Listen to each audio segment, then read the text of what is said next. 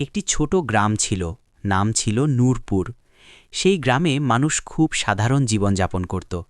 কিন্তু সেই গ্রামের একটি ছোট কাপড়ের দোকান পুরো গ্রামের মানুষের চোখে আলাদা জায়গা করে নিয়েছিল।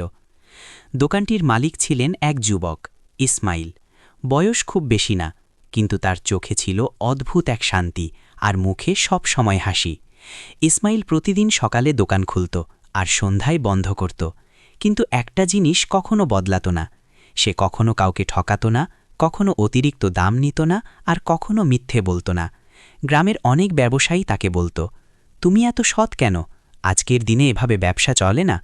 ইসমাইল শুধু মৃদু হেসে বলত, আল্লাহ দেখছেন, এটুকুই আমার জন্য যথেষ্ট।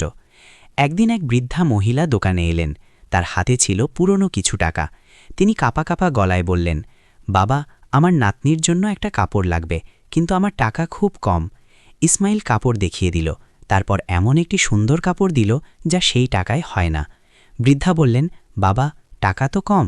ইসমাইল হাসলেন এবং বললেন, আপনি শুধু দোয়া করবেন, এটাই আমার দাম। বৃদ্ধা চোখে পানি নিয়ে দোয়া করলেন, আল্লাহ তোমাকে দুনিয়া ও আখিরাতে সম্মান দান করুন। এরপর গ্রামে শুরু হলো সমস্যা। পাশের এক ব্যবসায়ী ইসমাইলকে হিংসা করতে লাগল। সে গুজব ছড়াল, ইসমাইল আসলে লোক ঠকায়, কম দামে নকল কাপড় দেয়। গ্রামের মানুষ ধীরে ধীরে তার দোকান থেকে দূরে সরে গেল। ইসমাইল কষ্ট পেল, কিন্তু অভিযোগ করেনি। সে শুধু বলল, সত্য সময়ের সাথে পরিষ্কার হবে। একদিন ভারী বৃষ্টি শুরু হলো। পুরো বাজার প্রায় ফাঁকা। ইসমাইলের দোকানে কেউ আসছে না। সেই রাতে সে দোকান বন্ধ করতে যাবে, তখন এক ধনী লোক এলো। তার কাপড় জরুরি দরকার ছিল। ইসমাইল তাকে সঠিক দাম বলল, কোনো মিথ্যে নয়, কোনো অতিরিক্ত লাভ নয়। ধনী লোক অবাক হয়ে বলল, তুমি তো চাইলে বেশি দাম বলতে পারতে। ইসমাইল বলল, রিজিক কম বেশি আল্লাহ দেন, আমি শুধু সৎ থাকতে চাই। পরদিন সকালে সেই ধনী লোক পুরো গ্রামে ঘোষণা করল, ইসমাইল সবচেয়ে সৎ ব্যবসায়ী, আমি নিজের চোখে দেখেছি। ধীরে ধীরে মানুষ আবার ফিরে এলো।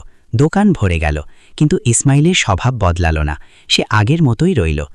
গল্পটি আমাদের একটি গুরুত্বপূর্ণ শিক্ষা দেয়। সততা কখনো হারিয়ে যায় না। ধৈর্যের পরেই আসে সত্যিকারের সফলতা। মানুষ হয়তো ভুল বুঝতে পারে, কিন্তু আল্লাহ সব দেখেন এবং সঠিক সময়ে সত্য প্রকাশ করেন। তাই সবসময় সত্যের পথে থাকুন, সৎ থাকুন, আর আল্লাহর ওপর ভরসা রাখুন। যদি এই গল্পটি আপনার ভালো লাগে, তাহলে ভিডিওটিতে একটি লাইক দিন। কমেন্ট করে জানান আপনি কি মনে করেন, সততা এখনও আছে? আপনার বন্ধুদের সাথে শেয়ার করুন, হয়তো এই গল্প তাদের জীবনেও পরিবর্তন আনতে পারে।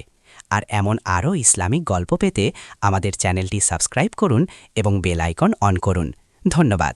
আল্লাহ হাফেজ।